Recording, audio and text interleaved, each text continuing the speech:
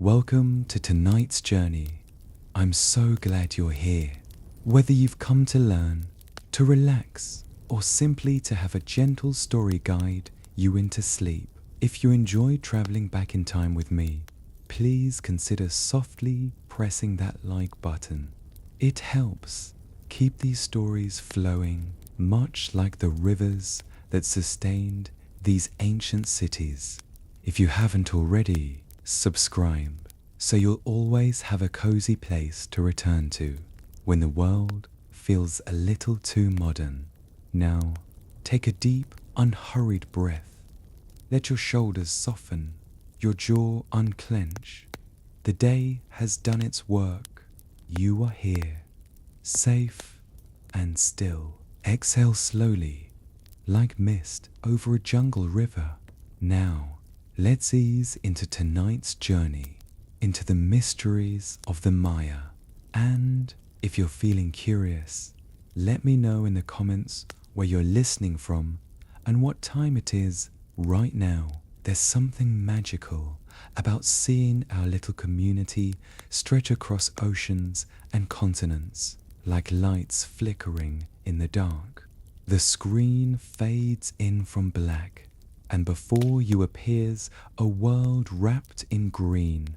A soft mist drifts through towering trees, their leaves glistening with the memory of afternoon rain. The jungle hums quietly, alive with the chatter of unseen creatures, the distant trill of birds, and the occasional low, mysterious rustle that makes you wonder whether something or someone is watching from behind the thick curtain of ferns. Somewhere in the distance, a stone pyramid rises from the canopy, like the back of a sleeping giant. Its steps are worn smooth by centuries of rain and footsteps, and vines creep along its sides, claiming it slowly, patiently, as nature reasserts its rule. This is the land of the ancient Maya, a civilization that flourished for nearly 2,000 years and then, in many ways, slipped into silence, leaving behind cities that seem to breathe secrets into the humid air. Imagine a constellation of dazzling urban centers, places like Tikal, Palenque, and Chichen Itza, connected by trade routes as vital and intricate as a spider's web. In its prime, the Maya world was a masterpiece of human achievement. Towering pyramids pierced the sky, their steps rising steeply like ladders to the heavens. Vast plazas bustled with life, merchants hawking jade beads and cacao beans, priests cloaked in vibrant feathers, and farmers bringing baskets of maize, the sacred crop that was at the very heart of Maya life. The cities were alive with color and sound, the clack of ballgame courts, the chanting of rituals, the soft whisper of cotton textiles being woven on wooden looms. They have the power to stop us in our tracks, and unlike many ancient civilizations, the Maya were meticulous record keepers. Their writing system, made up of intricate hieroglyphs carved into stone or painted on bark paper books called codices, preserved the stories of their kings, their wars, their discoveries, and even their jokes. Here's a strange and delightful tidbit. Among these carvings, archaeologists have found what may be some of the world's oldest written prank captions. In one ancient Maya text, a pot is labeled not with its royal owner's name or a description of its sacred purpose, but simply, "This is his drinking cup," a gentle reminder that even in grand civilizations, humor endures. Historians still debate many things about the Maya. How exactly did they map the stars with such precision?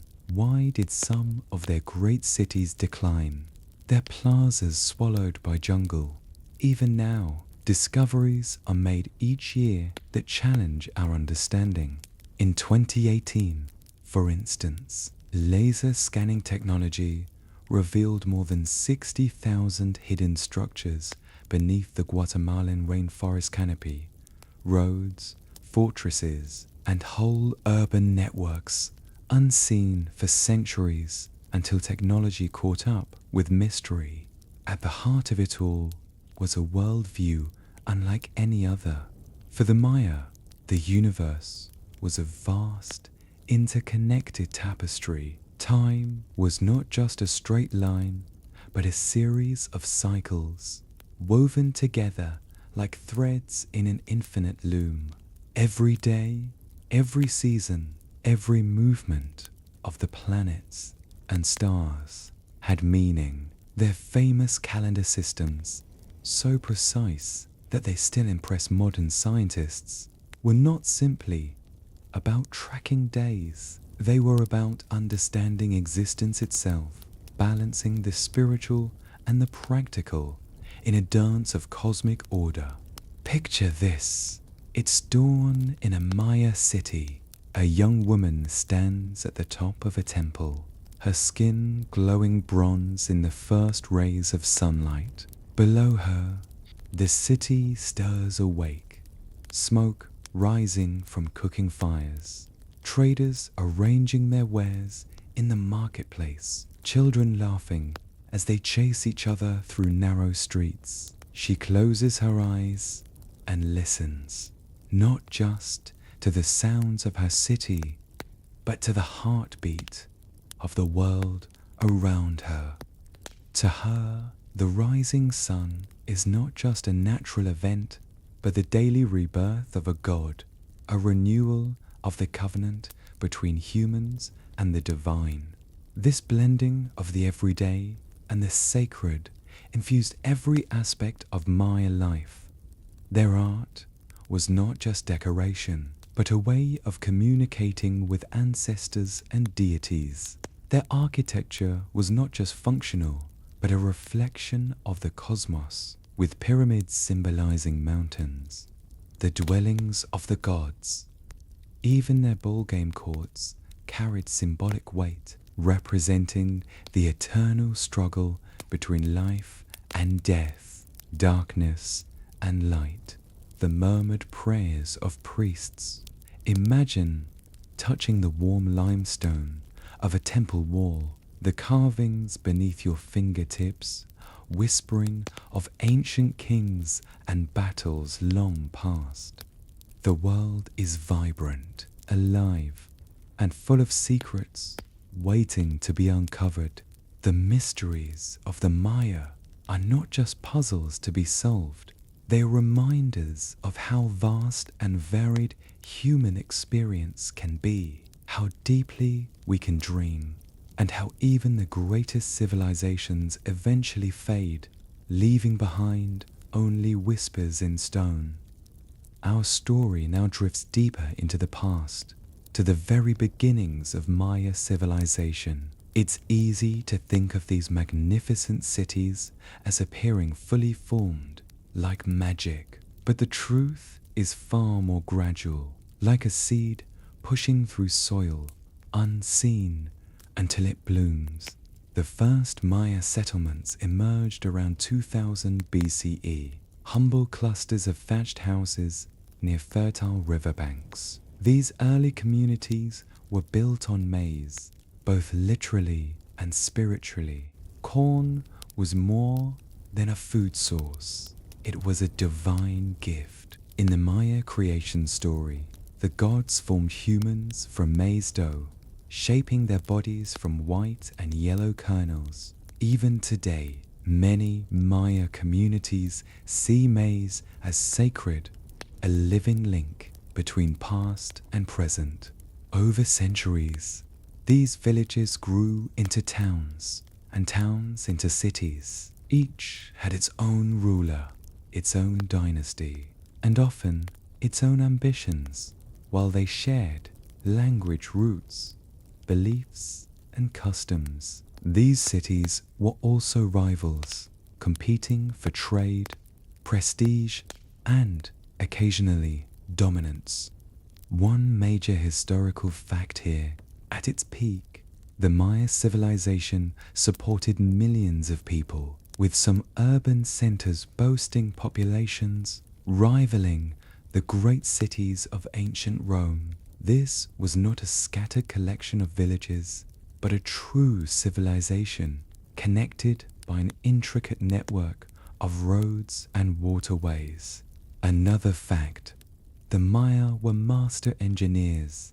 They built massive reservoirs to capture and store rainwater, an essential innovation in regions where seasonal droughts could devastate crops. These water systems were so well designed that archaeologists have found some still functional after more than 1,000 years. Imagine a city relying on infrastructure so advanced that modern engineers study it in awe. As these cities grew, so too did their culture. The Maya developed a writing system of remarkable complexity, combining pictographs and phonetic symbols. This script was carved into stone monuments, painted on pottery, and inscribed in books made of bark paper. Many of these texts were lost when European colonizers arrived and burned countless codices, viewing them as heretical. Today, only a handful survive, their pages fragile but priceless, like voices speaking from across time. Here's where things get particularly intriguing. Among the surviving codices are detailed astronomical charts. The Maya tracked the movements of Venus, Jupiter, and other celestial bodies with astonishing accuracy. So accurately, in fact, that modern scientists have confirmed their calculations were often within a fraction of a day. One obscure tidbit: Venus for the Maya was not just a bright point in the sky, it was a symbol of war, believing it signaled divine favor. Imagine standing in a plaza at dawn, watching that single point of light rise, and knowing that armies might march because of its glow. The cities themselves reflected this cosmic worldview. Pyramids were aligned with solstices and equinoxes, their steps casting precise shadows during certain times of year. At Chichen Itza, for example, thousands would gather to witness this event, a powerful reminder that their architecture was as much about storytelling as shelter.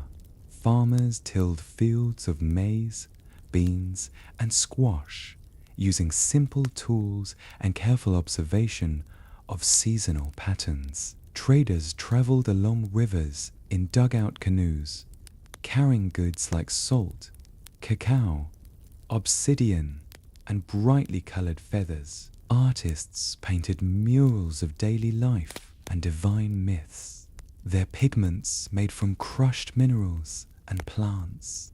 Picture a bustling marketplace, the scent of roasting cacao mingling with the tang of lime and smoke, the vibrant colors of woven textiles fluttering in the breeze, the rhythmic clatter of stone tools as craftsmen shape obsidian blades. Voices rise and fall in Adaltsan dialects as people haggle, joke, and share news. This was the heartbeat of the Maya world. Ordinary lives unfolding beneath extraordinary monuments.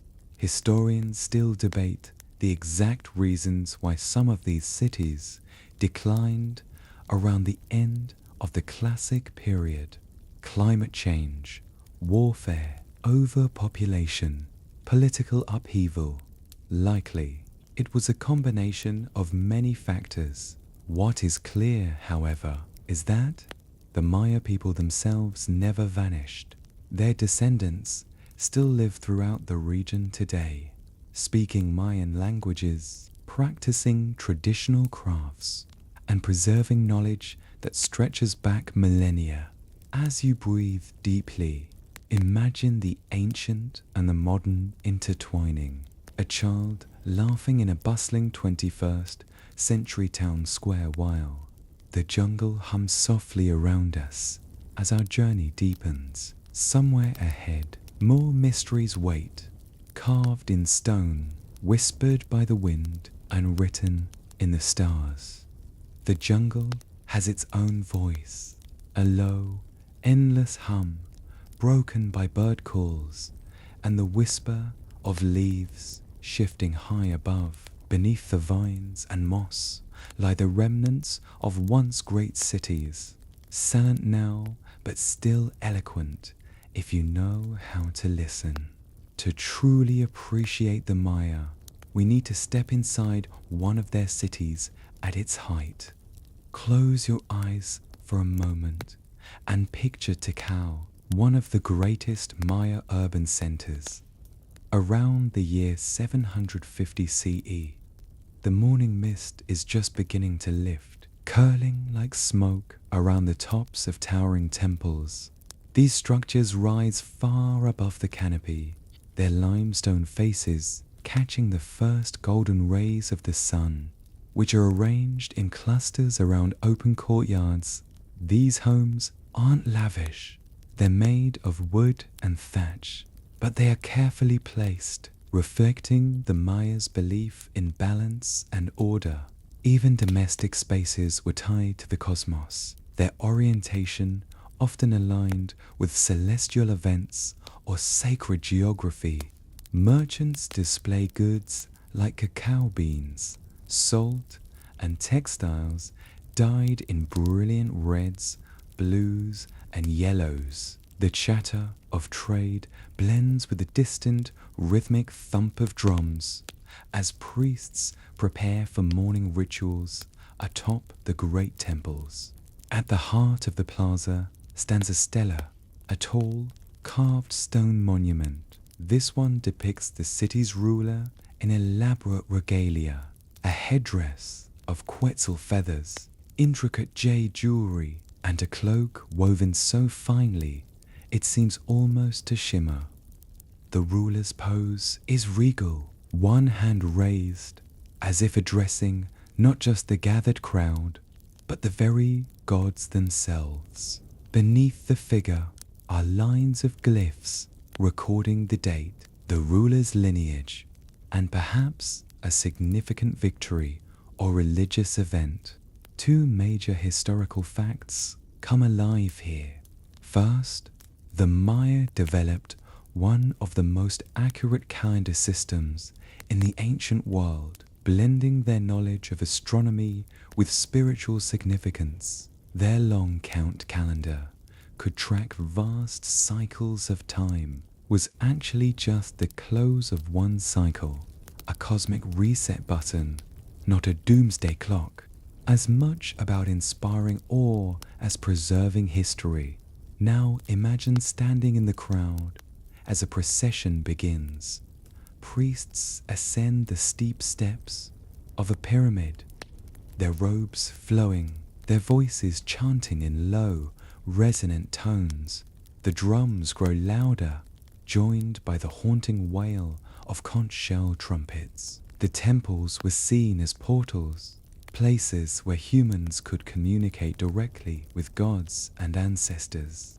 The sheer physicality of these rituals is striking. The temples themselves were built to interact with light and shadow in precise ways. During solstices and equinoxes, specific alignments would create dramatic visual effects. Serpents appearing to slither down staircases, or entire plazas bathed in sudden illumination. These were not coincidences. They were carefully engineered to reinforce the power of the rulers and the sacredness of the city. These miniature self-portraits were like secret signatures, carving not just history, but a tiny, defiant I was here, raising children, navigating the complexities of trade and politics. The city was a living organism, its heartbeat sustained by thousands of ordinary lives. Yet even the mundane was touched by the sacred. A farmer planting maize might whisper prayers to the maize god. A weaver might see her loom as a symbol of the cosmic order. A child learning to count might trace glyphs that connected numbers to cycles of time and stars. There was no strict division between religion and daily life. They were threads woven into the same fabric. As we wander through the city in our minds, the sun climbs higher, the mist burns away, and the jungle heat intensifies. The plaza shimmers with movement and color, a living mosaic, and somewhere beneath the hum of commerce and ritual, the mysteries of the Maya continue to whisper. We must venture beyond bustling plazas and ceremonial centers to the sprawling networks that connected these cities. The Maya were extraordinary builders of infrastructure. Their roads, called Sakbayab, meaning white roads, were raised stone causeways that cut through forests and swamps, linking distant settlements. Some were wide enough for entire processions to travel side by side, their surfaces gleaming white under the sun thanks to a coating of crushed limestone. From above, these roads would have looked like glowing threads stitching the landscape together. This brings us to our first historical fact in this section. The Sakshabab were engineering marvels. Many were aligned with astronomical events or sacred geography, turning travel into a ritual act. Walking along a sack was not just a journey through space, but through meaning. The second fact involves trade. The Maya economy was astonishingly complex. For a pre-industrial society, cities specialized in different goods: obsidian from the highlands, salt from coastal regions, cacao from fertile lowlands. These items flowed along the Sakarab and waterways, creating a network of exchange that bound the region together. Archaeologists uncover these objects and marvel at the craftsmanship. Tiny beads so finely carved, they seem almost impossible to replicate without modern tools. Imagine a bustling river port where traders arrive in dugout canoes, their vessels piled high with goods. The air smells of salt and smoke, mingled with the sharp scent of cacao beans fermenting in the sun. Voices rise in negotiation as merchants haggle over prices. Their words, a mix of languages and dialects. Children dart between stalls, laughing as they sneak tastes of honey or roasted maize. It is noisy, chaotic, and utterly alive. Here's an obscure tidbit that adds texture to this scene. Cacao beans were used as currency in many parts of the Maya world. A handful of beans might buy a small clay pot or a woven cloth. This led to some interesting challenges, like the temptation to drink your savings in the form of hot chocolate. Even in ancient economies, self-control was key. While trade and infrastructure brought prosperity, they also fueled competition. Cities clashed over resources and territory, forging alliances one year and breaking them the next. Warfare among the Maya was not about annihilation, but about prestige and power. Capturing rival nobles, for instance, was often more important than seizing land. These captives might be ransomed, displayed, or integrated into elaborate political rituals. Historians still debate the exact nature of Maya warfare. Some evidence suggests large-scale battles with thousands of combatants, while other findings point to smaller, more symbolic conflicts. What is certain is that warfare played a central role in shaping the political landscape, influencing everything from temple construction to marriage alliances. Back in the cities, these political struggles were mirrored in the art and architecture. Construction slowed or ceased altogether, leaving projects half finished, a visible sign of shifting fortunes. As evening falls over our imagined landscape, the sakbeob gleam faintly in the fading light, like pale threads weaving through the jungle. Traders make camp by the roadside, their fires casting dancing shadows on nearby trees. In the distance, the calls of night birds echo through the darkness, mingling with the soft murmur of voices. The Maya world is vast and interconnected, a living network of roads, rivers, and relationships. As we rest beside the fire, let us reflect on the sheer complexity of this civilization and on how much of it remains hidden, waiting to be uncovered by those who know how to listen to the silence beneath the trees and the soft, deliberate steps of people who understood the jungle as well as we understand our own streets. Beneath the vast canopy, moonlight filtered down in fractured beams, illuminating paths like scattered silver threads. Somewhere deep within the forest, a temple stood silhouetted against the star-filled sky, its shape sharp and angular, like a stairway to the heavens.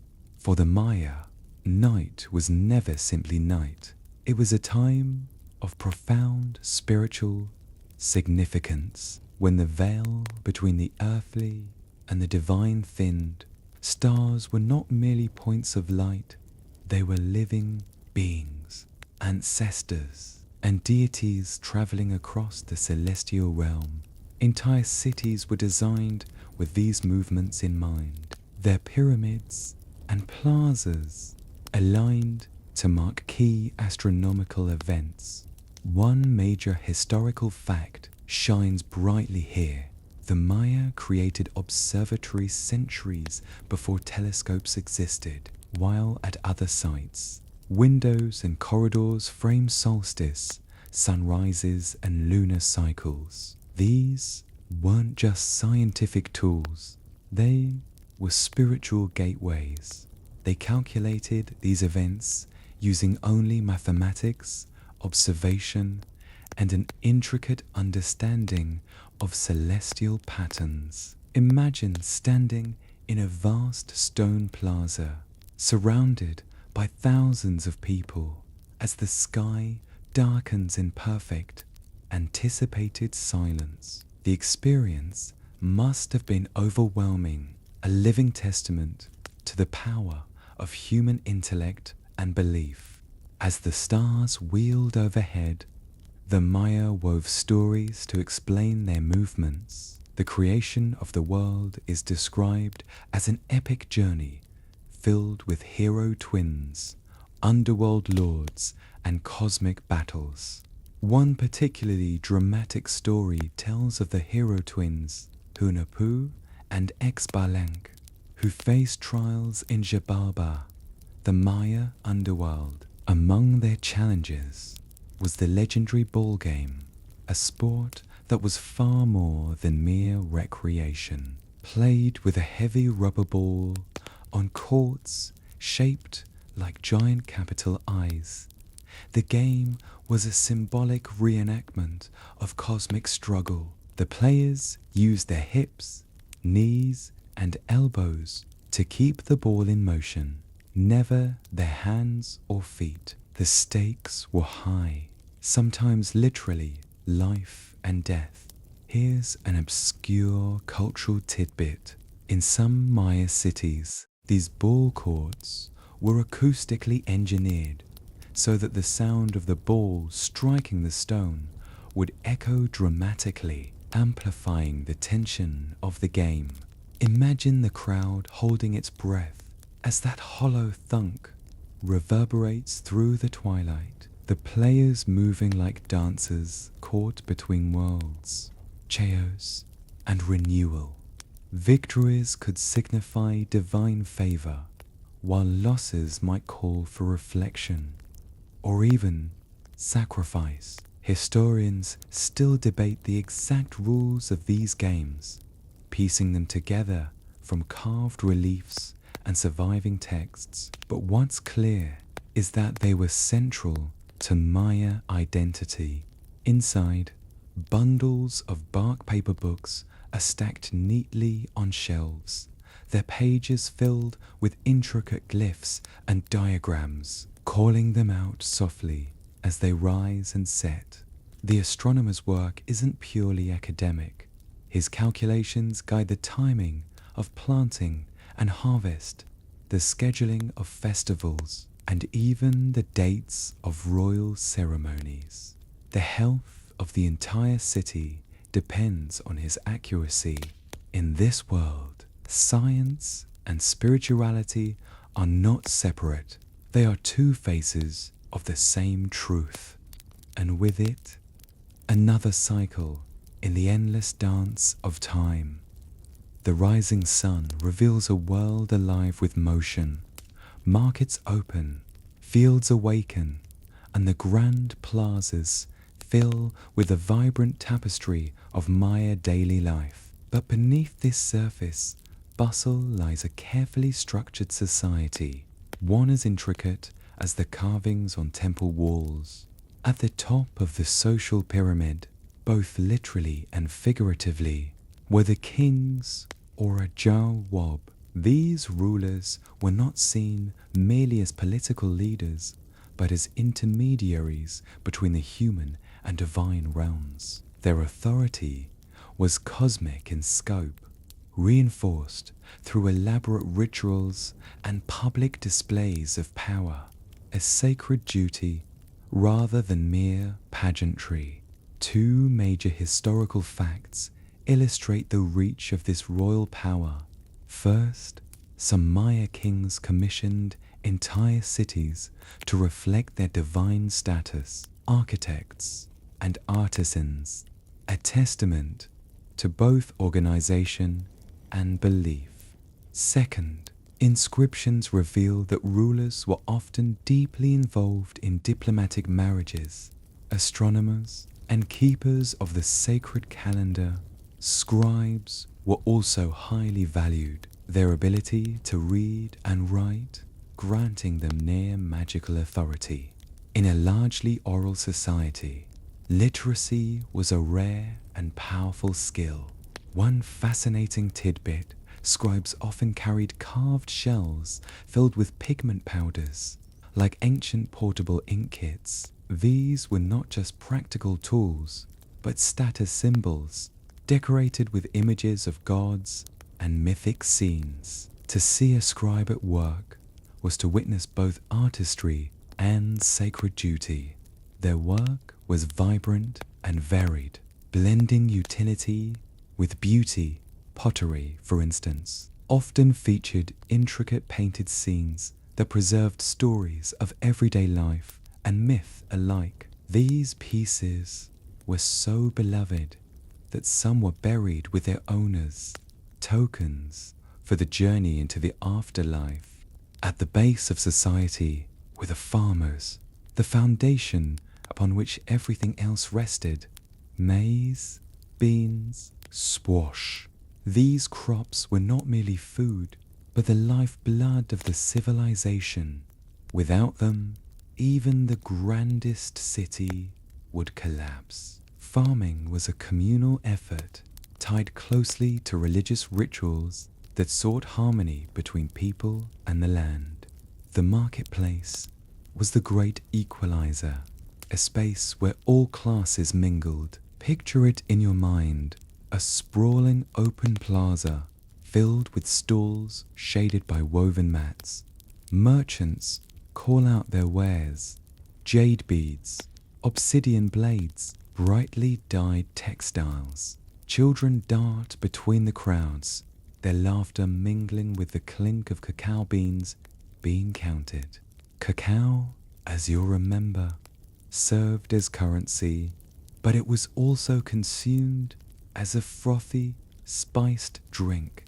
The recipe varied from city to city, sometimes including chili, honey, or even ground flowers. Imagine sipping a cup of this rich, bitter beverage while negotiating the price of a carved figurine. It was both a luxury and a necessity, fueling the economy and the imagination alike. Historians still debate how rigid Maya society truly was. Some evidence suggests that mobility was possible through marriage, military service, or extraordinary skill. Others argue that roles were largely fixed, with strict expectations dictating behavior. The truth, as with much of history, probably lies somewhere in between. As evening approaches, the city transforms once again. The market quiets, the fields empty, and the temples glow with torchlight. Families gather in courtyards to share meals of tamales and roasted squash. Stories are told of gods, heroes, and ancestors, keeping the past alive in the present. The night hums softly, cradling the city in its vast, star-studded arms. And as the first drums begin to beat in the distance, summoning the people to ritual, we are reminded that in the mirror world, every moment is part of a greater cycle, a story without end, written in both stone and sky. As night deepens, the steady beat of drums grows louder, rolling across the city like a slow, deliberate heartbeat. The Mayan night is alive with flickering torchlight and the murmur of voices gathering in anticipation. Tonight is not an ordinary night. It is a time for ritual, when the boundary between the human and divine thins like mist over a jungle river. In the central plaza, a crowd assembles. Families huddle together, their faces illuminated by the orange glow of fires. Children peer wide-eyed from their parents' arms, sensing the gravity of the moment, even if they don't fully understand it. The air is thick with the scent of burning copal resin. It's sharp, the aroma spiraling toward the heavens like a prayer made visible. At the far end of the plaza, towering steps rise steeply into the night. Priests begin their slow ascent, their bodies adorned in elaborate costumes representing gods, ancestors, and mythical beings. Feathers from quetzals and macaws shimmer in the torchlight, their colors so vivid they seem to defy the darkness itself. Each priest moves in rhythm with the others, a living procession of symbols. Two major historical facts come into focus here. First, the Maya viewed their temples as sacred mountains, connecting the human world to the realms of gods and ancestors. When a priest climbed those steps, it was not just a physical act, but a spiritual journey, a literal bridging of worlds. Second, many rituals were timed to celestial events, like solstices, equinoxes, or the appearance of Venus. This precision reinforced the ruler's divine authority, demonstrating that he and his priests could harmonize human actions with cosmic rhythms. At the summit, a small platform awaits. Here, rituals unfold that blend theater, spirituality, and political spectacle. Offerings of food, flowers, and precious objects are placed before carved stone altars. Priests chant in low, resonant tones, their words weaving a connection between past and present, seen and unseen. Then comes the moment everyone has been waiting for, the lighting of the sacred fire. A single spark, struck carefully from flint, is coaxed into flame. As it catches, the crowd erupts in a collective breath, a sound almost like wind rushing through trees. The fire is both literal and symbolic, a renewal of cosmic order, a reminder that life continues in its endless cycles. From below, the city looks transformed. Shadows dance across the temple walls, creating the illusion of movement. Carved serpents seem to slither. Jaguar faces flicker in and out of view.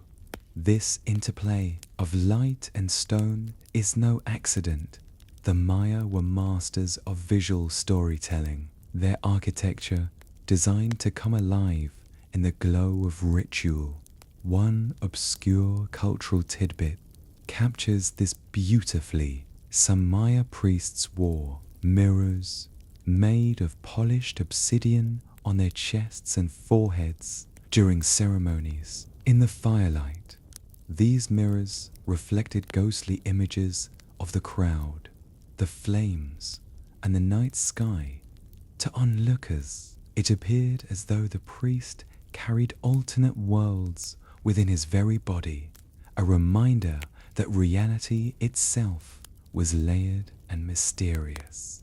As the ritual continues, the crowd sways gently to the rhythm of drums and chants. For a few hours, time feels suspended. The concerns of daily life, harvests, trade, family disputes, fade into the background.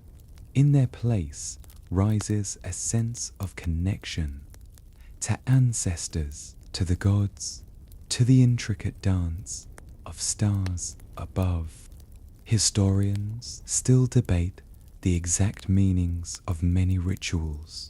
Some were undoubtedly tied to agricultural cycles, ensuring fertile fields and healthy rains. Others may have served political purposes, reinforcing the ruler's legitimacy or uniting the populace through shared spectacle. What's clear is that these ceremonies were never mere performances. They were acts of belief, woven into the very fabric of Maya existence. As dawn approaches, the fires burn low. The priests descend slowly, their movements solemn and deliberate. The crowd disperses, returning to their homes in silence. Smoke drifts upward, carrying the final prayers of the night toward the fading stars. And somewhere, high atop the temple, a single torch remains lit, a reminder that even as night ends, the sacred continues. With the coming of day, the city shakes off its nocturnal solemnity and bursts into activity once more. Children chase each other through narrow streets, their laughter echoing between stone walls. Merchants set up their stalls, displaying everything from woven textiles to carved jade figurines. Farmers arrive with baskets of maize, beans, and squash, their crops stacked high and glistening in the morning sun. While the rituals of the night bind the community spiritually, the bustling marketplace binds it physically and economically. Here we see the Maya world at its most practical, where trade networks converge like the threads of a vast living tapestry. One major historical fact becomes clear As we explore these markets, the Maya engaged in long-distance trade spanning hundreds of miles, connecting regions as diverse as the volcanic highlands and the Caribbean coast. Obsidian from the mountains, salt from coastal flats, cacao from fertile lowlands. All these goods flowed along rivers, roads, and sea routes. The second fact is equally striking. Maya merchants operated within a complex system of weights, measures, and currencies. Cacao beans were the most common form of currency, but items like cloth, copper bells, and even rare shells could also serve as mediums of exchange. This allowed for a vibrant, adaptable economy that rivaled many contemporary civilizations. Picture yourself walking through the marketplace. The air is thick with scents, roasted cacao mingling with chili smoke, fresh cut flowers blending with the tang of lime and salt. Voices rise and fall in a dozen dialects, each conversation a negotiation. Traders display goods on mats or in baskets, their colors dazzling under the sun. Here's a charming tidbit. Some merchants carried trained macaws, their brilliantly colored feathers serving as both advertisement and merchandise. The birds would squawk and preen, drawing attention to the stall and entertaining the crowd. Imagine the chaos when two rival merchants, macaws, decided to engage in a spirited shouting match. The market is also a hub of information. News of distant events travels here faster than anywhere else. A trader from a coastal city brings word of new alliances, while a visiting priest shares astronomical predictions. Gossip spreads like wildfire. Which ruler married which noblewoman? Which city is planning a new temple? Which harvests have been bountiful or disastrous? Beneath this lively surface, however, tensions simmer. Trade brings wealth, but it also brings competition. Rival cities vie for control of key routes, and disputes can escalate quickly. Sometimes the stakes are small, a contested port or disputed shipment. Other times they grow into open conflict, reshaping the political landscape. Historians still debate how common warfare was among the Maya. Some inscriptions suggest near constant skirmishes, while others imply long periods of peace punctuated by dramatic, symbolic battles. What's certain is that warfare wasn't purely destructive. It also reinforced social structures, provided opportunities for diplomacy, and even fueled artistic expression. In the aftermath of conflict, markets like this one played a vital role in recovery. Trade continued, knitting communities back together even as political boundaries shifted. A new ruler might commission grand works of art to commemorate victory, their images spreading through painted ceramics and carved stelae like ancient billboards. As the day progresses, the market grows more crowded. Sunlight glints off jade beads, obsidian blades, and the glossy wings of macaws. Somewhere, a musician begins to play a wooden flute, its notes rising above the noise like a bird soaring over the forest canopy. When evening falls, the marketplace quiets, but its energy lingers. The goods exchanged here will travel far beyond this city, carrying with them not just material wealth, but ideas, stories, and beliefs. In this way, the Maya world remains connected, even across vast distances. The sun sets slowly, casting long shadows across the plaza. As darkness deepens, Families returned to their homes, traders pack their goods, and the city exhales, readying itself for another cycle of ritual, work, and renewal. The rhythm of Maya life continues, steady and unbroken, like the endless turning of the stars overhead. The jungle night once again draws its curtain over the Maya world. But unlike the earlier ceremonies of fire and prayer, this evening brings an air of secrecy. The moon is nearly full, casting silver light across the tops of the temples and creating pools of shadow in the plazas below. In one such shadow, a group of figures moves quickly and quietly. They are diplomats and scribes, their steps muffled by soft leather sandals. While the marketplace hums with public life, another kind of business takes place behind closed doors, politics. The Maya political landscape was as complex as any medieval kingdom or modern nation-state.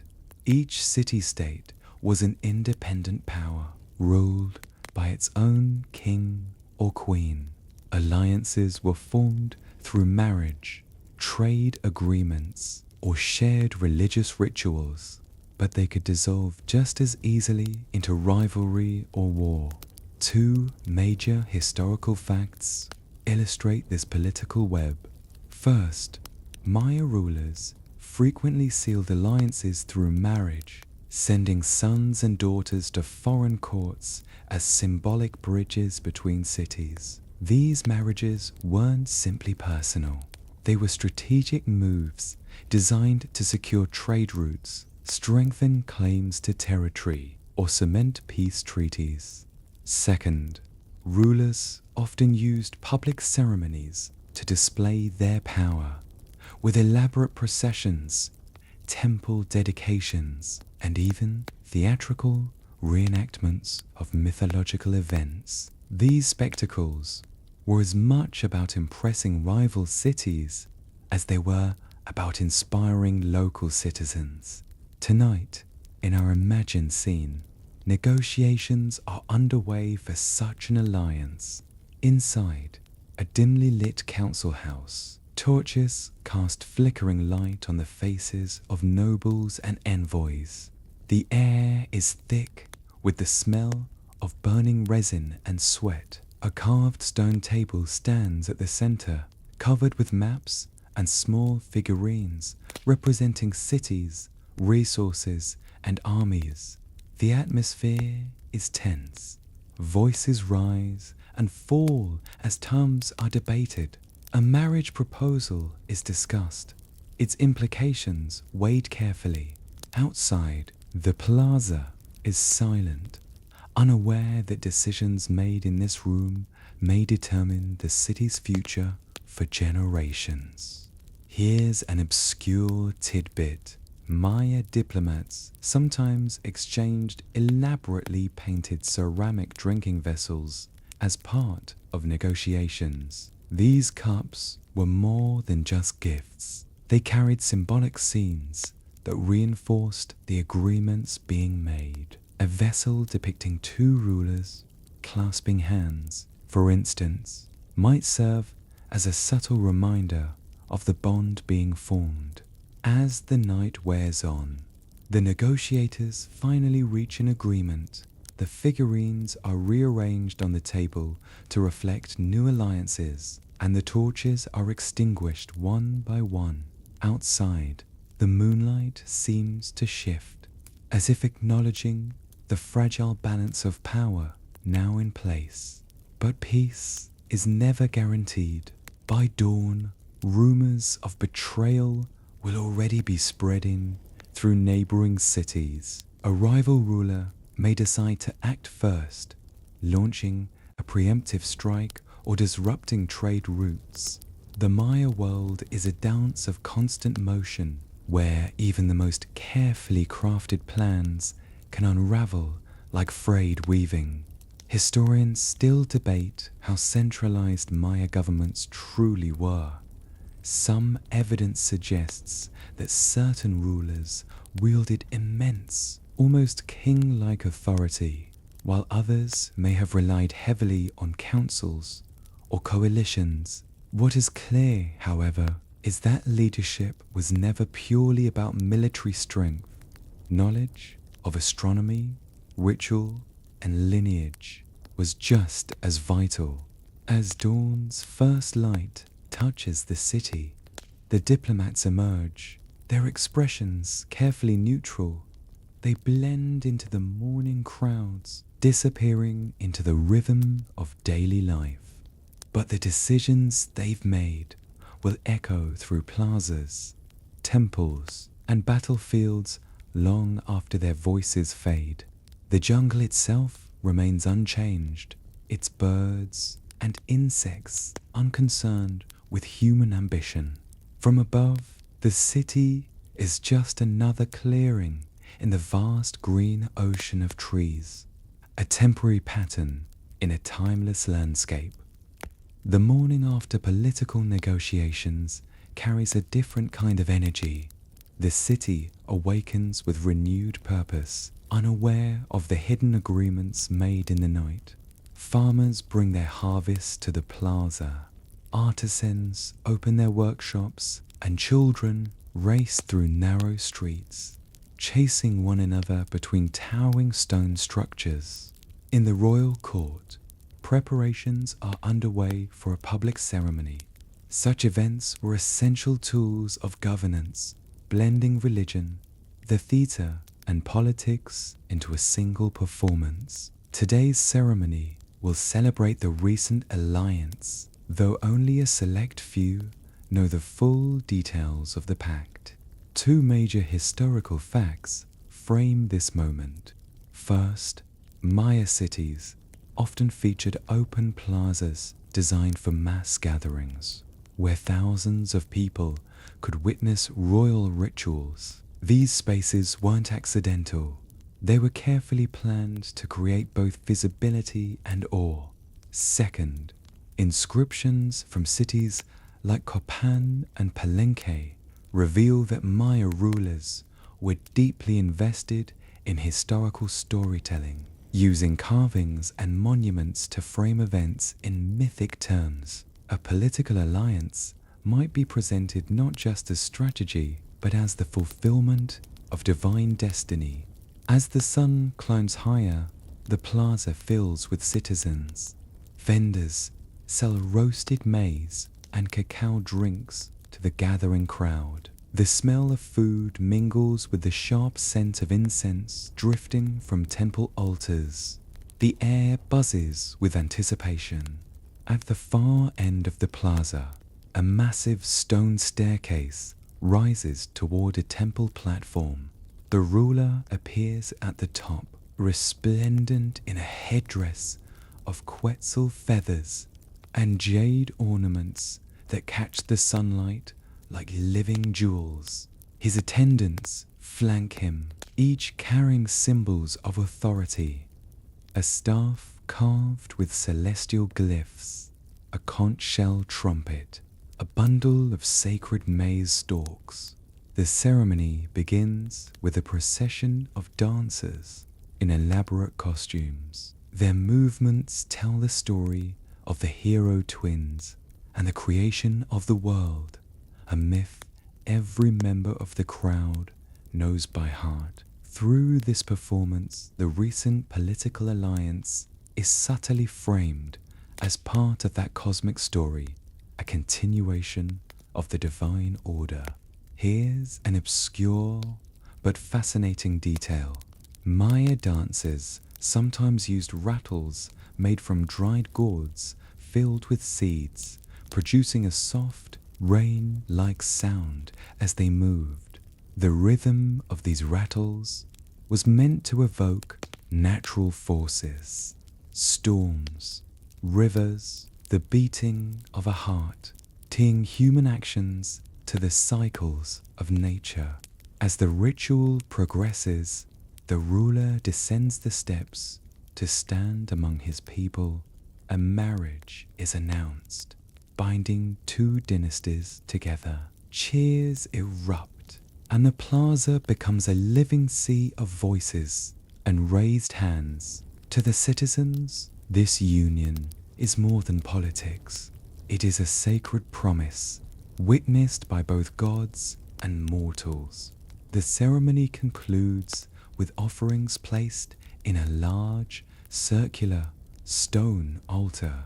Food, flowers, jade beads, and cacao beans are poured into its depths, a symbolic gesture of shared prosperity. The final act is the release of brightly colored macaws, their wings flashing like flames as they rise into the sky. The crowd gasps, watching the birds disappear into the distance, carrying the city's hopes aloft. Historians still debate how much the average citizen understood about the complex politics behind such rituals. Did they see through the spectacle, recognizing it as propaganda, or did they truly believe in the divine narratives woven by their rulers? The answer, perhaps, lies somewhere between faith and pragmatism. As evening falls, the plaza empties, the torches are extinguished, and the city returns to its quieter rhythms. In a distant chamber, scribes begin the painstaking work of recording the day's events in stone and bark paper books. Their hands move steadily, carving glyphs that will endure long after the voices of the crowd have faded. To future generations, these inscriptions will seem like unshakable truth, though we know they are, at least in part, carefully crafted stories. The night closes in, soft and inevitable, above the city. The stars glitter like ancient eyes, watching as humans continue their endless dance of ambition, belief, and survival. And somewhere, perhaps far away, another city prepares to tell its own story beneath the same indifferent sky. Night recedes slowly, like a tide pulling back to reveal the world beneath. In the early dawn, mist clings to the jungle canopy, curling around the tops of temples and drifting lazily across causeways. The city awakens not with sudden noise, but with a gradual layering of sound. The rhythmic creak of water wheels, the clatter of stone grinders preparing maize, the distant, haunting call of a conch shell summoning priests to morning rites. The Maya were masters of rhythm, not just in music or dance, but in how they structured their very lives. Every action, every ritual, every construction project was tied to a calendar system so precise that modern astronomers still marvel at it. While many civilizations tracked the sun and moon, the Maya went further, observing planets, stars, and even the subtle patterns of time itself. Two major historical facts highlight this deep connection to the cosmos. First, the Maya calendar combined multiple interlocking cycles, the most prominent being the Hab, a 365-day solar calendar, and the Tzolk'in, a 260-day ritual calendar. These cycles interwove like gears in a clock, creating the framework for religious ceremonies, agricultural planning, and political events. Second, the Maya were among the earliest cultures to conceptualize zero as a mathematical value, centuries before it appeared in Europe. This innovation allowed for extraordinarily complex calculations, essential for their calendar system and astronomical predictions. Imagine a scribe at work at dawn, seated on a low wooden stool in a chamber lit by flickering torchlight. In front of him lies a strip of folded bark paper coated with a thin layer of lime plaster. Using a delicate brush made from animal hair, he paints intricate glyphs in deep black and vibrant red.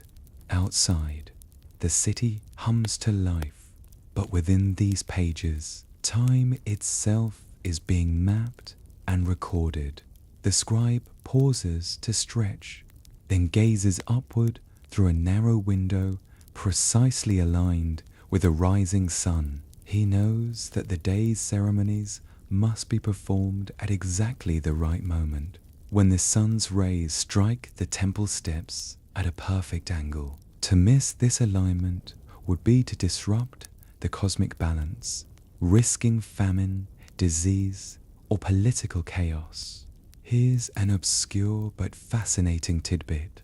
Some Maya priests were so skilled at reading celestial signs that they acted as personal advisors to rulers, interpreting omens and advising on everything from crop cycles to military campaigns.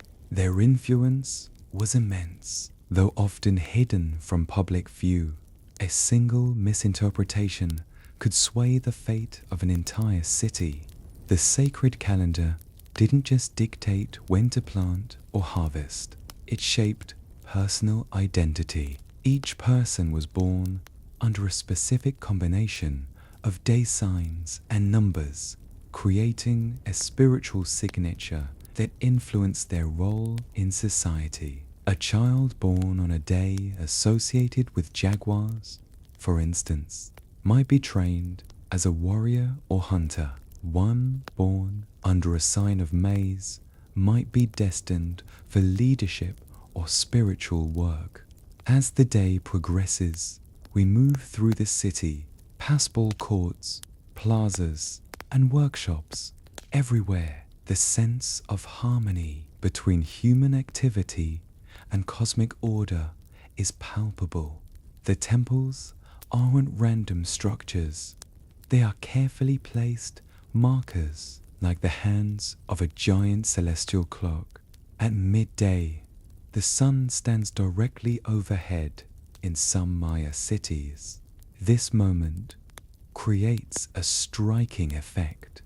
A temple casts no shadow at all, symbolizing a moment of perfect balance between light and darkness. Citizens gather to witness this phenomenon, their faces tilted upward, eyes closed against the brilliance. It is a communal reminder that they are part of something vast and interconnected. Historians still debate how much of this knowledge was shared with ordinary people. Were they deeply aware of the mathematical intricacies behind the rituals, or did they simply experience them as moments of wonder? Perhaps it was both, practical understanding intertwined with awe, much like how modern people grasp the basics of a lunar eclipse without fully comprehending the physics behind it. As evening approaches, the sky deepens into shades of crimson and gold. Stars begin to emerge, one by one, like ancient watchers returning to their posts.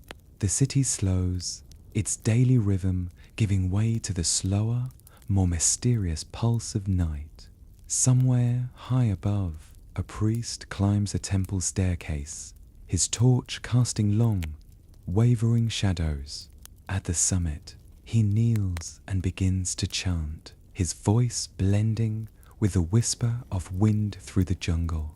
The day ends as it began, with a dialogue between humans and the cosmos, spoken in a language older than memory. Deep within the rainforest, far from the bustling plazas and temple complexes, lay ruins that have not yet been fully reclaimed by the jungle. Massive stone structures rise from the greenery like the bones of a sleeping giant. Vines creep along cracked walls, and the calls of howler monkeys echo through empty courtyards. These are the silent witnesses of the Maya collapse, a period of profound change and mystery that historians still struggle to fully understand. Two major historical facts frame this moment of decline. First, between 750 and 900 CE, many of the great southern Maya cities, like Tikal, Copan, and Palenque, experienced dramatic population declines. Temples were abandoned, plazas grew overgrown, and once thriving trade routes fell silent. Second, while these cities declined, others in the northern Yucatan, such as Chichen Itza and Uxmal, continued to flourish, suggesting that the collapse was uneven rather than total. Why did this happen? Theories abound. Some point to prolonged droughts that disrupted agriculture and weakened political systems. Others suggest overpopulation, warfare, or ecological degradation caused by deforestation and soil exhaustion. Most likely, it was a combination of factors, each compounding the others, until even the most powerful rulers could not maintain order. Imagine living through this time of uncertainty. A farmer walks to his fields at dawn, only to find the irrigation canals dry and cracked. His maize plants, once vibrant and green, wilt beneath an unrelenting sun. In the city, rumors swirl of uprisings, shortages, and omens of doom.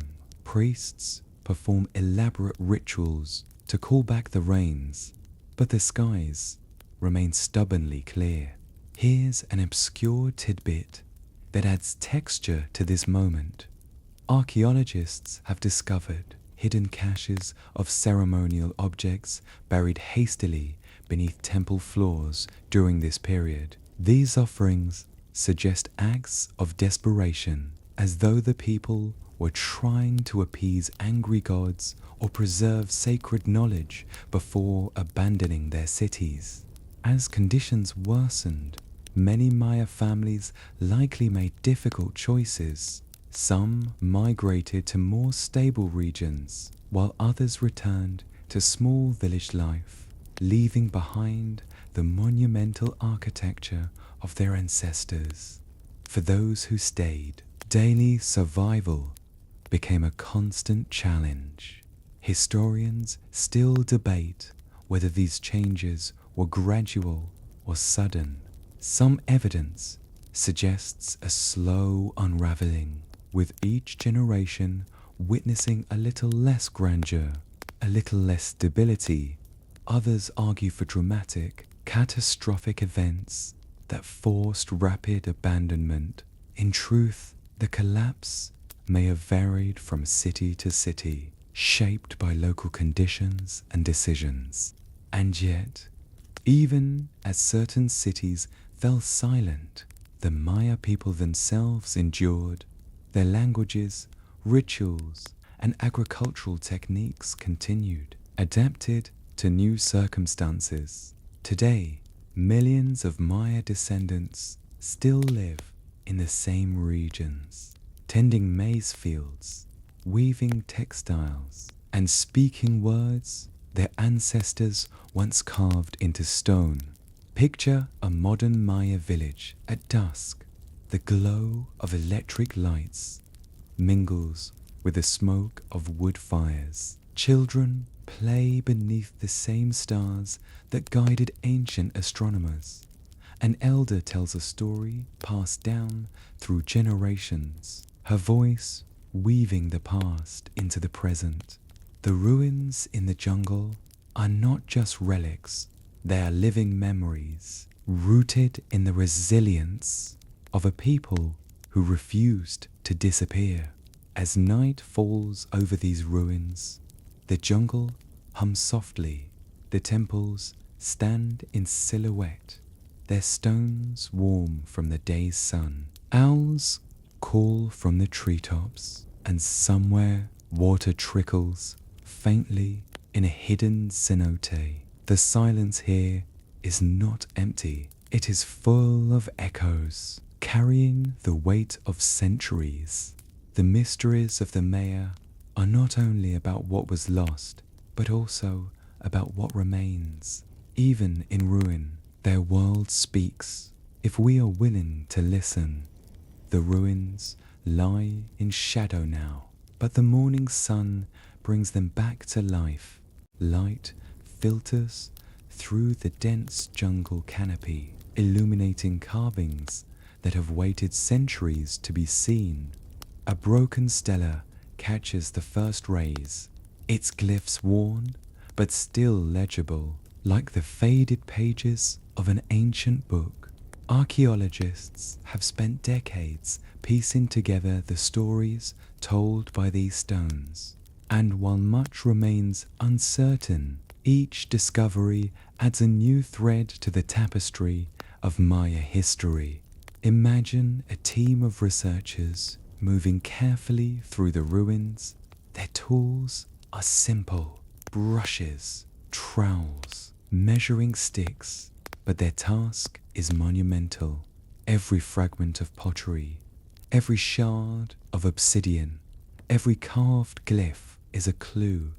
They work slowly, patiently, like detectives, solving a mystery that spans millennia. Two major historical facts about Maya archaeology stand out. First, the use of LiDAR scanning technology in recent years has revolutionized our understanding of Maya civilization. By using lasers to map the jungle floor, researchers have uncovered tens of thousands of previously unknown structures, homes, roads, fortresses, even entire hidden cities. This has revealed that the Maya population was far larger and more interconnected than previously believed. Second, the decipherment of the Maya script, once thought impossible, has unlocked a wealth of historical information. Thanks to decades of painstaking work, scholars can now read many of the inscriptions that cover temples, stelae, and codices, giving voice to rulers and commoners alike. Picture the moment when a carved glyph is translated for the first time in centuries. A name emerges, a ruler's title, a record of a war, a poetic invocation of the maize god. Suddenly, the past feels tangible, immediate. These aren't abstract ruins anymore. They are places where people lived, loved, fought, and dreamed. Here's an obscure tidbit. Some glyphs include what seem to be personal jokes or playful remarks by the scribes. One painted vase bears a caption that essentially says, "This is his drinking cup," like a name tag at an office party. It's a reminder that humor, too, survives the centuries. The jungle is a paradoxical partner in this work.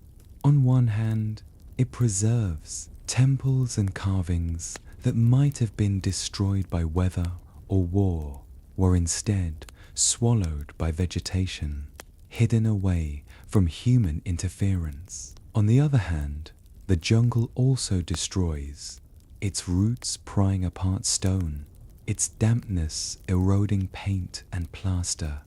Archaeologists must work quickly, racing against both time and nature. As the researchers move deeper into the site, they find a collapsed chamber. Inside lies a cache of offerings, jade beads, carved shells, obsidian blades. The objects are arranged with careful symbolism, reflecting beliefs about life, death, and the cosmos. These artifacts aren't merely beautiful, they are messages encoded in material form. Historians still debate the meaning of some symbols. A particular carving might represent a specific ruler, a mythological figure, or both at once. The line between history and legend is blurry, just as it was for the Maya themselves. To them, myth and reality was intertwined, each shaping the other. By midday, the heat becomes oppressive. The team rests in the shade of a partially excavated temple. As they sip water and wipe sweat from their brows, they reflect on the enormity of their task. Every discovery raises new questions. For every mystery solved, another emerges. Imagine standing there with them, feeling the rough stone beneath your hand, hearing the buzz of insects and the distant cry of a howler monkey. The air smells of earth and leaves and something older, a faint trace of smoke, perhaps from fires long extinguished. It's easy to feel the presence of the people who once called this place home. As evening falls, the archaeologists pack their tools and hike back through the jungle. Behind them, the ruins settle into darkness once more. Fireflies dance in the undergrowth, tiny points of light echoing the stars above. The city waits, silent but never truly gone, while modern researchers unearth the physical remains of the Maya world. Another kind of discovery unfolds in libraries and museums, the study of the surviving codices. These rare bark paper books are among the most precious artifacts of the ancient Americas, fragile bridges between past and present. Only 4 complete Maya codices are known to exist today: the Dresden, Madrid, Paris, and Grolier codices. Each one is a marvel of artistry and knowledge, filled with intricate glyphs and vibrant illustrations. They contain astronomical charts, ritual instructions, and even agricultural guides, offering glimpses into a civilization that saw no separation between science, religion, and daily life. 2 major historical facts highlight the importance of these codices. First, many codices were tragically destroyed by Spanish conquistadors and missionaries who saw them as heretical. In some cases, entire libraries were burned in a single day, erasing countless volumes of history and wisdom. Second, the surviving codices reveal that the Maya tracked celestial events with extraordinary precision, calculating eclipses, planetary cycles, and seasonal changes with methods that rival modern astronomy. Imagine a scribe creating one of these books. He sits cross-legged in a quiet room, surrounded by jars of pigments made from crushed minerals and plants. The pages are made of bark from fig trees, carefully smoothed and coated with lime to create a writing surface. With a fine brush, he paints glyphs and images in black, red, and blue, his hand steady and sure. Each page is both text and art, combining narrative and calculation. One page might depict a deity emerging from the mouth of a serpent, while another shows a table of numbers predicting the movements of Venus. To the scribe, these are not separate subjects, they are part of the same cosmic story. Here's an obscure tidbit. Some codices include tiny handprints left by their creators, possibly accidental smudges or deliberate marks of identity. These faint traces feel deeply human, like fingerprints pressed into clay thousands of years ago. As we turn the pages of a codex, we see the Maya worldview unfold. Time is not linear, but cyclical, a series of repeating patterns: birth, death, planting, harvest. Each is part of an eternal rhythm. The gods are not distant beings, but active participants, their actions reflected in the movements of stars and planets. One particularly striking section of the Dresden Codex is its Venus table, which tracks the planet's appearances and disappearances with uncanny accuracy. For the Maya, Venus was associated with war and change. The timing of battles and ceremonies was often aligned with its cycles, a reminder that human affairs were inseparable from celestial events. Historians still debate some of the codice's meanings. Certain symbols defy easy interpretation, hinting at knowledge we have yet to fully recover. These mysteries are tantalizing, suggesting that even after centuries of study, the Maya still hold secrets close to their chests. Imagine sitting in a modern museum, gazing at one of these codices under glass. The colors have faded, the pages are fragile, but the power of the images remains. You are looking at a book that survived fire, conquest, and time itself. Its journey mirrors that of the Maya people, battered but unbroken, its voice still whispering across centuries. As evening settles, picture a scribe centuries ago, carefully folding a finished codex and placing it in a clay vessel for safekeeping. He cannot know that most of his work will one day be lost, but he creates it anyway, trusting in the enduring strength of story. The jungle outside grows quiet, but within the pages of the codex, the stars continue to move, the gods continue to act, and time continues its endless dance. The jungle dawn rises slowly, golden light spilling like liquid across treetops and broken stones. In a small clearing, a temple stands half swallowed by roots, its top just visible above the canopy. Once, this place was the beating heart of a great city. Now, only the trees keep watch, their branches creaking softly like old bones.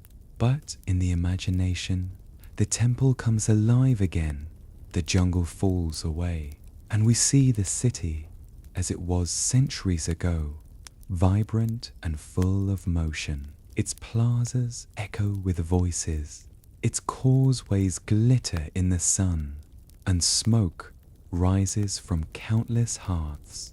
At its center, a network of water systems channels rain into vast reservoirs, ensuring survival even during dry seasons.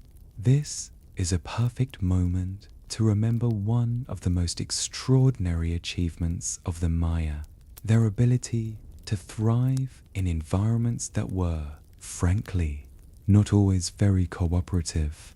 Two major historical facts illustrate this brilliance.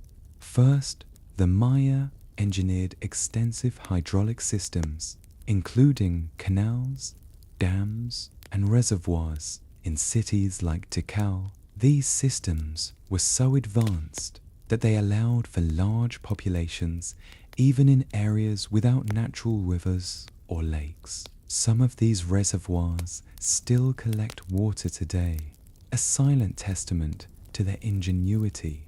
Second, the Maya practiced terraced farming and crop rotation, techniques designed to prevent soil erosion and ensure sustainable harvests. These innovations supported millions of people across diverse landscapes, from coastal plains to mountainous highlands. Imagine walking through a Maya agricultural field. The air is warm and thick with the smell of earth and maize. Rows of green plants stretch neatly across terraces carved into hillsides, each row carefully tended. Farmers move methodically, their tools simple but effective. Stone hoes, wooden digging sticks, woven baskets. Nearby, a sacred shrine stands at the edge of the field.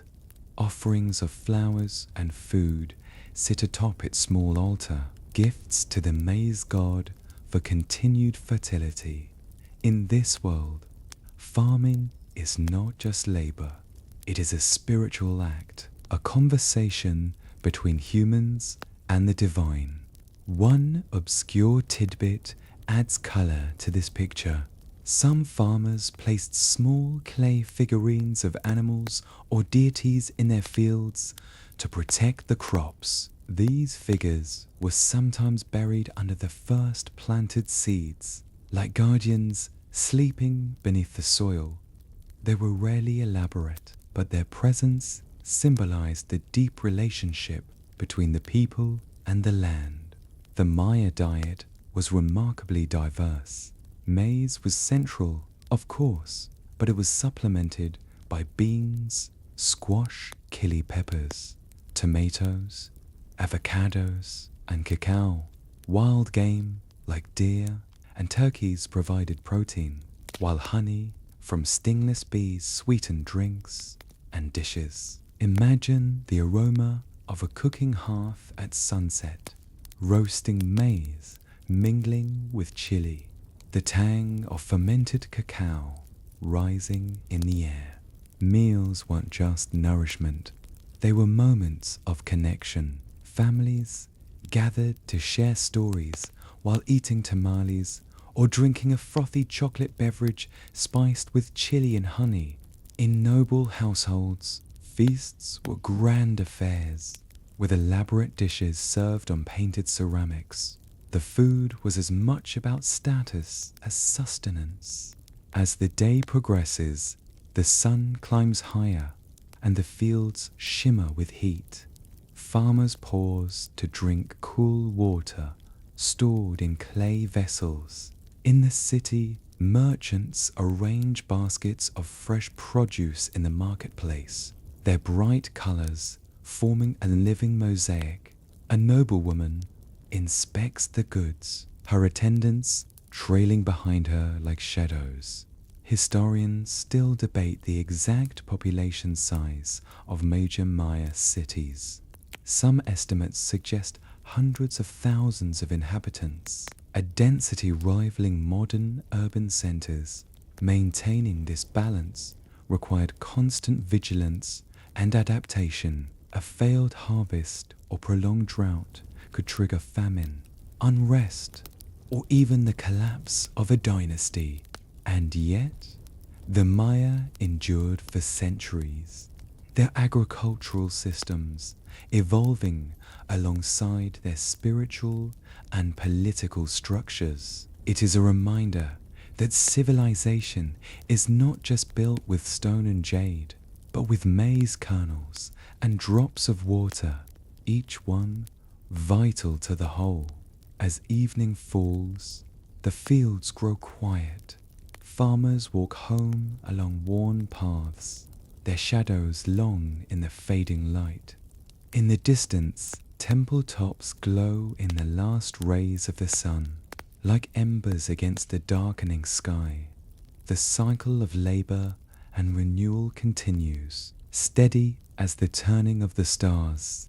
Night comes swiftly in the jungle, the sky shifting from deep orange to indigo in a matter of minutes. As darkness spreads, the city transforms. Torches flicker to life, casting golden halos along the stone walls of temples and palaces. In the main plaza, a crowd gathers once more. But tonight's event is not a ritual of renewal or a political ceremony.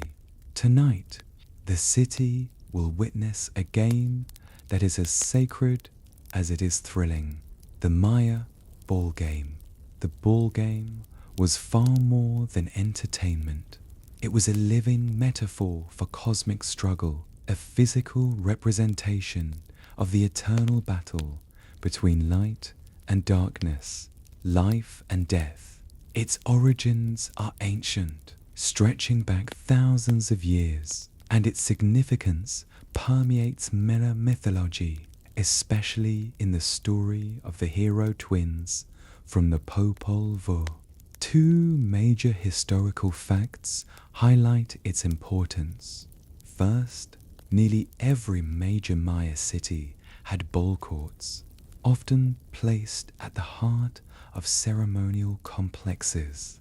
Some were small and intimate, while others were massive, large enough to hold entire communities of spectators. Second, the game was played with a solid rubber ball, remarkably heavy and difficult to control. Players used only their hips, knees, and elbows, no hands or feet, to keep the ball in motion, making it a physically demanding and highly skilled sport. Picture the scene. The ball court is shaped like a giant capital I, its stone walls rising high on either side. Torches line the perimeter, their light glinting off the polished surface of the court. Spectators crowd onto nearby platforms, murmuring with anticipation. At the center, the players enter, their bodies lean and powerful, their clothing minimal but adorned with symbolic patterns. The ball game begins with a deep, resonant drum beat. The players move like dancers, twisting and leaping to strike the ball with their hips. Each thud echoes across the court, amplified by the acoustics of the stone walls. The crowd gasps and cheers, swept up in the drama of the moment. Here's an obscure tidbit that adds to the spectacle. Some ball courts were designed to carry sound perfectly, so that even a whisper at one end could be heard clearly at the other.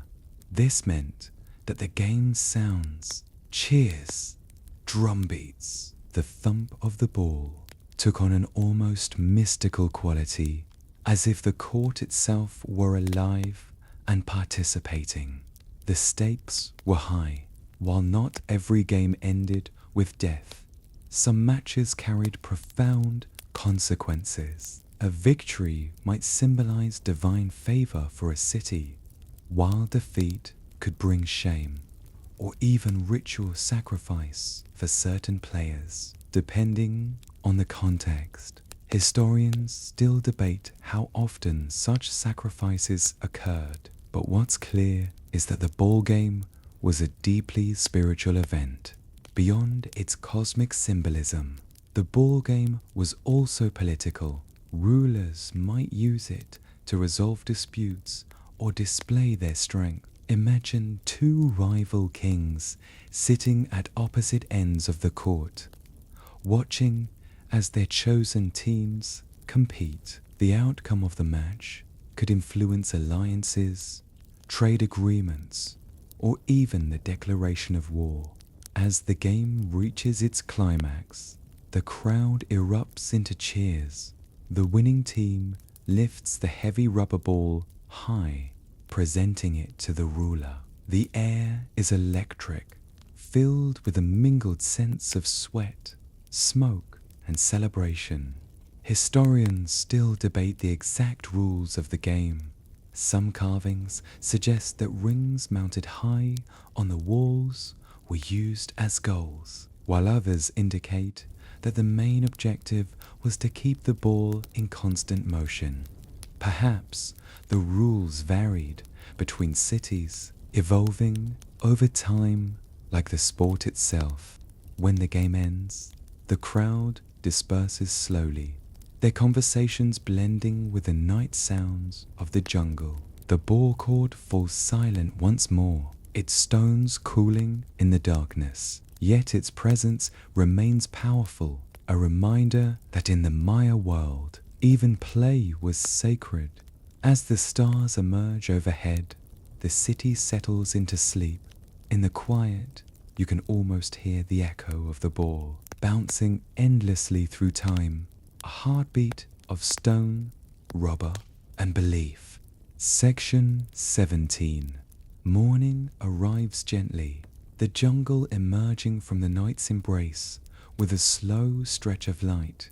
Mist curls above the ball court, now empty and silent, its echoes lingering only in memory. The city stirs gradually, with the familiar sounds of grinding maize, splashing water, and voices greeting the day.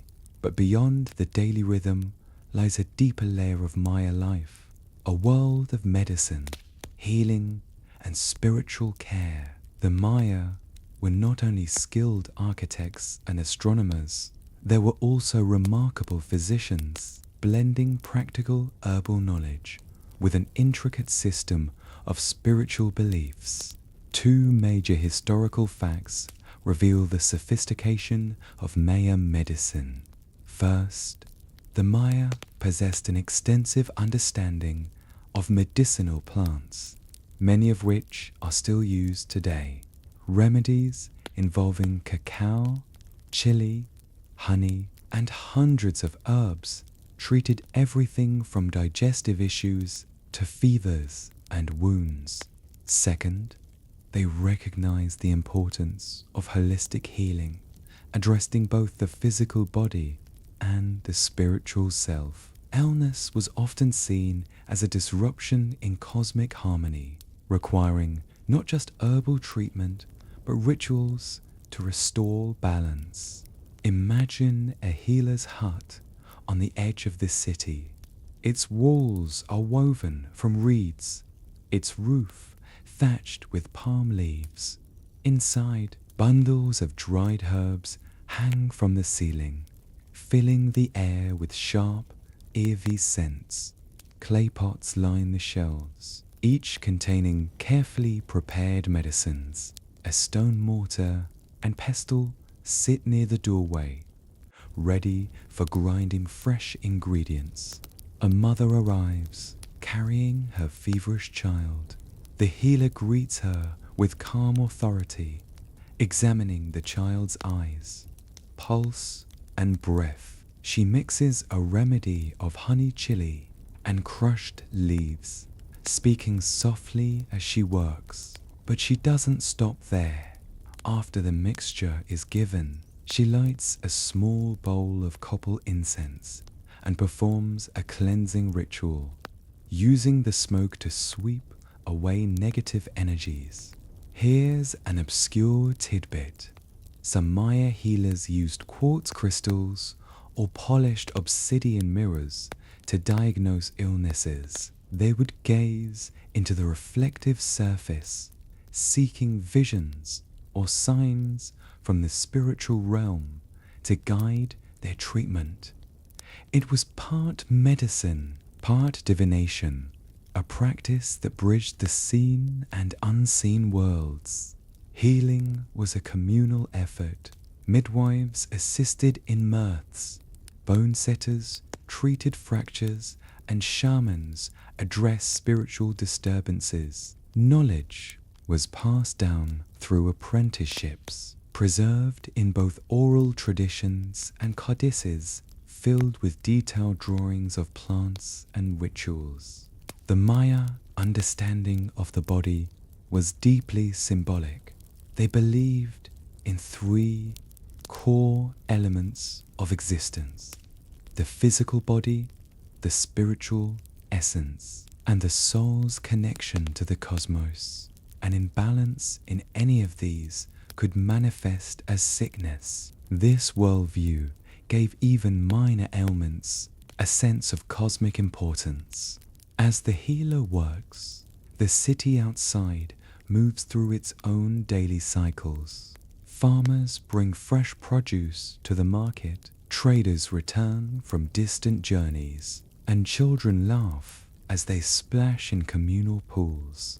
Life continues, but beneath it all lies a shared understanding. Health is not merely the absence of illness, it is harmony within the body, the family, and the entire universe. Historians still debate how advanced Maya surgical techniques were. Evidence suggests they performed procedures like trepanation, carefully cutting or drilling into the skull to relieve pressure or treat head injuries. Some patients survived these operations, as indicated by bone growth around the surgical sites. This implies not only remarkable skill, but also effective post-operative care. By evening, the healer's hut grows quiet. The mother returns home with her now resting child, carrying both medicine and hope. The last light of day filters through the palm roof, turning the smoke of the incense into golden threads. In this moment, the healer's work feels timeless, a bridge between ancient wisdom and the modern world. Outside, the stars emerge, bright and watchful. They shine on the temple tops, the ball court, the marketplace, and the healer's hut alike. For the Maya, there was no separation between these spaces. All were part of the same living system, bound together by the cycles of time and belief. The Maya understanding of the cosmos was not abstract.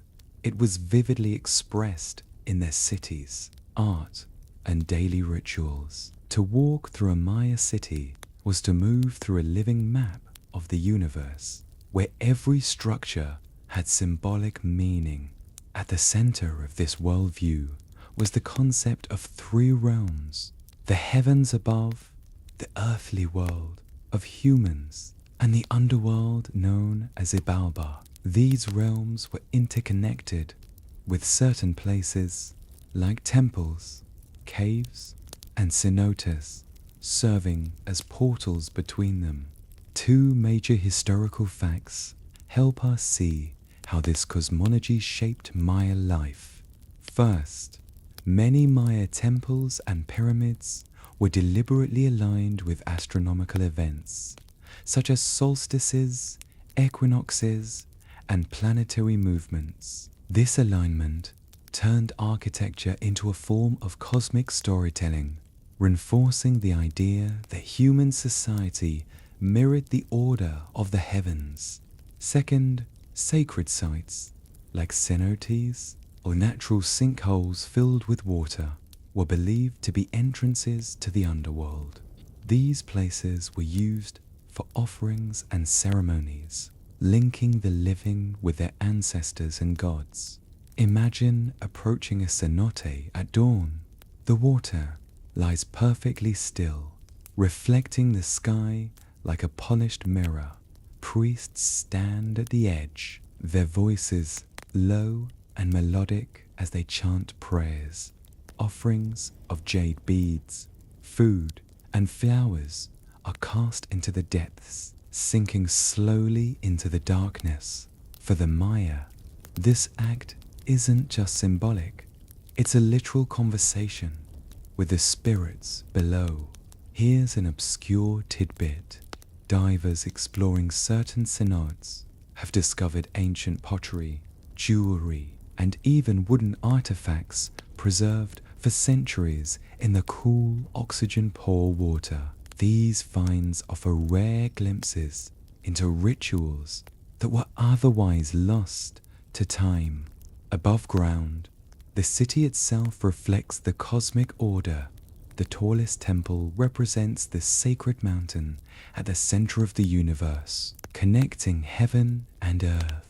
Surrounding structures correspond to the cardinal directions, each associated with specific colors, animals, and deities. Moving through the city is like walking through a giant spiritual diagram where every step carries meaning. This integration of belief and design wasn't limited to temples. Even ordinary homes were constructed with symbolic elements, such as doorways aligned to specific sunrise points or hearths, placed to reflect cosmological patterns. For the Maya, spirituality wasn't confined to sacred spaces. It was embedded in daily life, shaping even the smallest details. As the day unfolds, ceremonies take place throughout the city. Priests climb temple steps to make offerings, while families perform simpler rituals in their homes. Children learn songs that recount the movements of the stars, blending education with devotion. Everywhere, the cycles of nature and the cosmos are mirrored in human activity.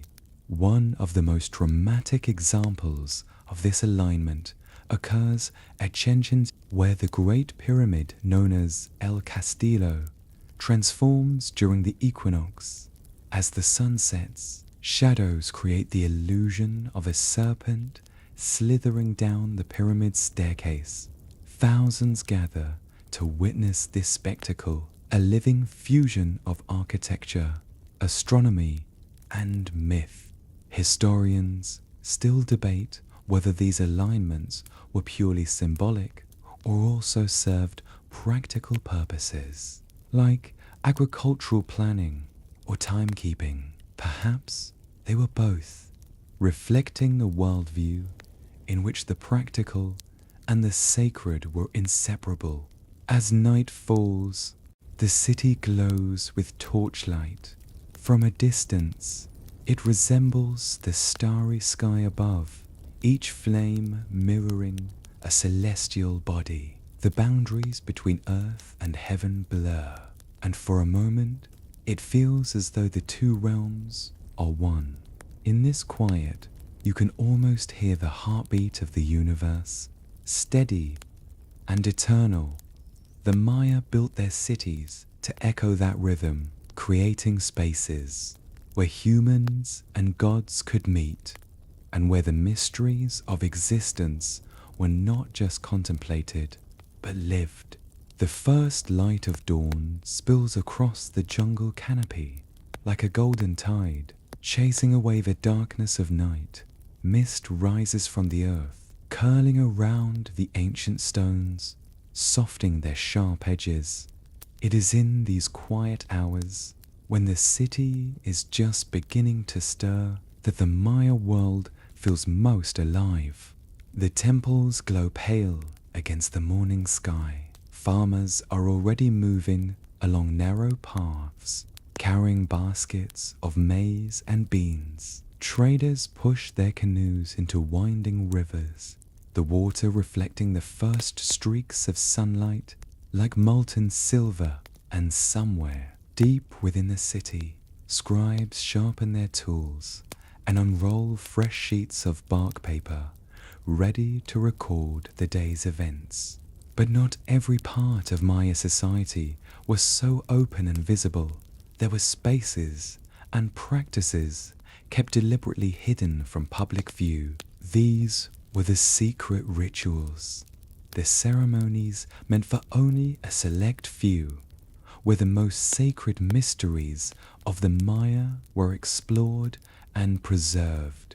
Two major historical facts help us understand this hidden world.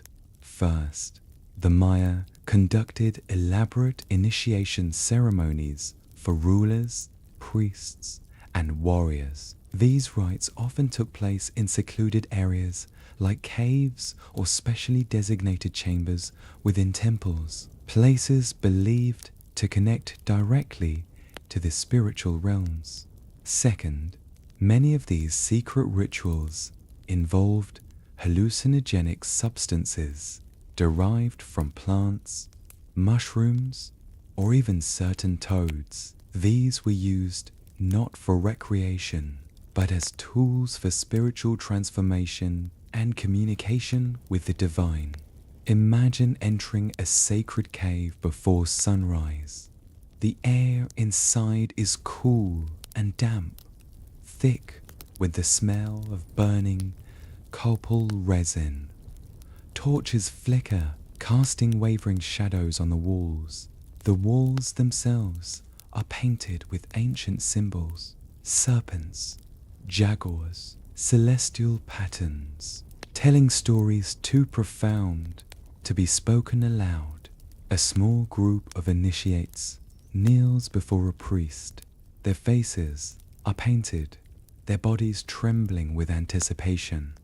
The priest begins to chant, his voice low and rhythmic, echoing through the cavern like the heartbeat of the earth itself. A bitter tasting drink is passed among them, its effects slowly altering perception.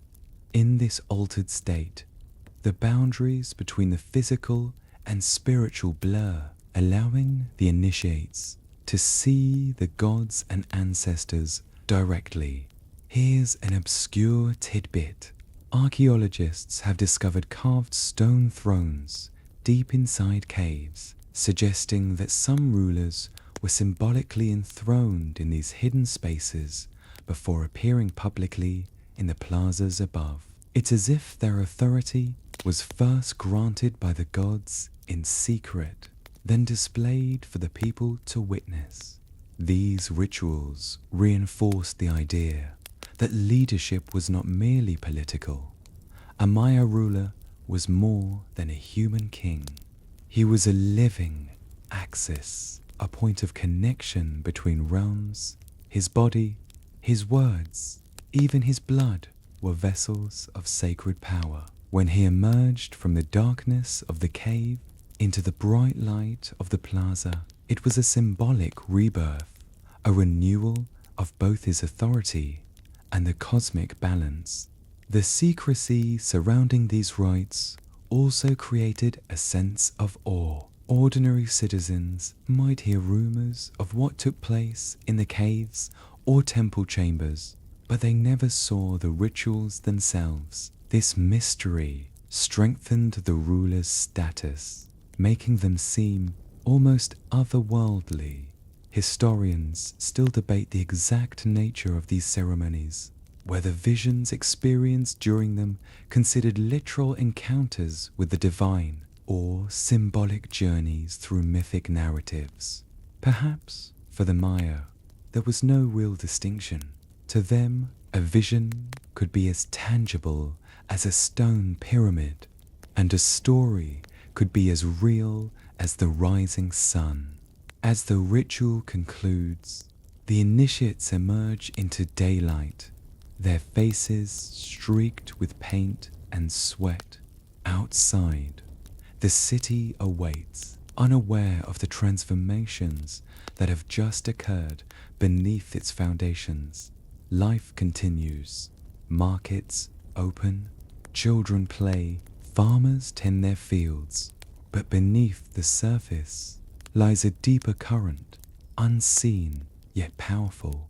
The jungle, too, keeps its secrets.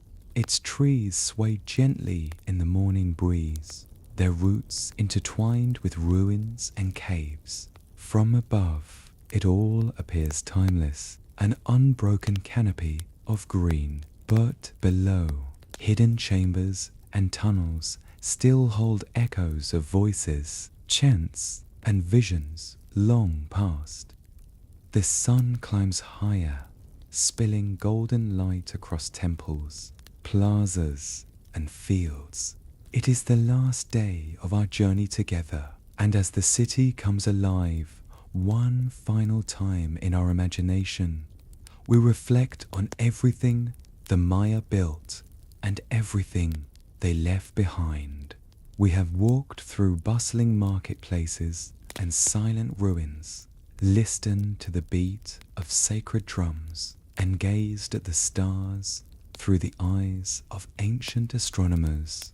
We have seen rulers crowned and commoners at work, healers tending to the sick and scribes recording histories in glyphs so intricate they seem to breathe on the page. Two final historical facts bring our story full circle. First, despite the collapse of many great cities, the Maya people never truly vanished. Today, millions of Maya descendants live throughout Central America, speaking Mayan languages, practicing traditional crafts, and maintaining rituals that connect them to their ancestors.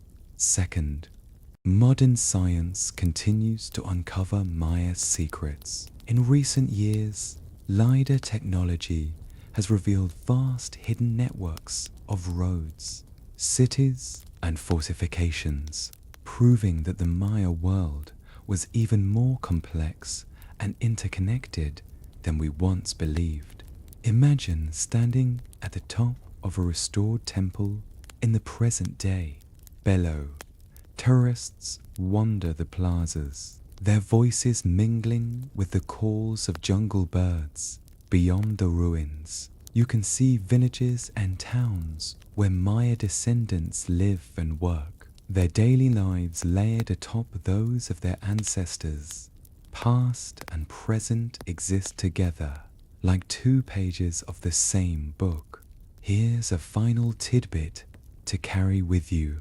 Some modern Maya communities still hold ceremonies in ancient temples, blending Catholic traditions with ancestral practices. A modern priest might kneel beside a carved stone altar, offering candles and flowers, while speaking words both ancient and new. It is a living reminder that history is never truly over. It simply changes form. As the day wanes, the sun begins its descent. The city glows in warm amber light, its shadows stretching long and thin.